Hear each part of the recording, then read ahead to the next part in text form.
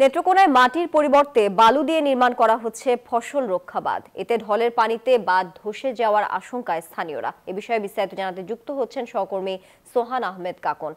কাকন, মাটির পরিবর্তে তো বালু নিয়ে বাঁধ নির্মাণের কাজ চলছে, আপনার কাছে জানতে চাই এই বিষয়ে প্রশাসন কি কোনো উদ্যোগ নিয়েছে কিনা?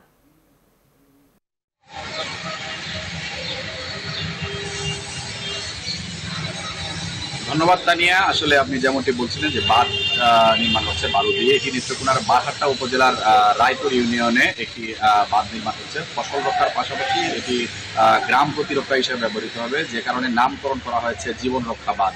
কিন্তু সেই বাঁধটির দীর্ঘদিন ধরেই কাজ চলমান রয়েছে। নেত্রকোনা পানি উন্নয়ন বোর্ড এই বিশেষ প্রকল্পটি হাতে নেয়। আমি একটি তথ্য দিতে চাই যে আসলে নেত্রকোনার হাওর অঞ্চল সহ পানি উন্নয়ন বোর্ড কর্তৃক এবছর প্রায় 38 কোটি টাকা ব্যয়ে কিন্তু আসলে বিভিন্ন বাঁধের নির্মাণ কাজ চলছে। এর মধ্যে হাওর অঞ্চলে প্রায় 46 কিলোমিটার বাঁধের মেরামত কাজ হয়েছে। সেই সাথে এই বারহাট্টা উপজেলার যে বাঁধটি, এটি জীবন রক্ষা বাঁধ করা হচ্ছে। এটি কিন্তু বিশেষ কারণে নেওয়া হয়েছে, কারণ দীর্ঘদিন ধরেই এখানকার মানুষজন একটি সমস্যায় ভুগছিলেন যে পাহাড়ি ঢল যখন আসে তখনই কিন্তু আসলে এখানকার যে কৃষি জমি সেগুলো আসলে পানিতে নিমজ্জিত হয়, যে কারণেই এই বাঁধটির কিন্তু গুরুত্ব দিয়ে খুব দ্রুত একটি জীবন রক্ষা বাঁধ তৈরি করা হচ্ছে। সেই বাঁধটিতে কিন্তু ইতিমধ্যেই যে বিভিন্ন স্থানে বালু দিয়ে করার কারণে বাঁধটি কিন্তু যে কোনো সময় ভেঙে পড়ার একটি আশঙ্কা কিন্তু করছেন।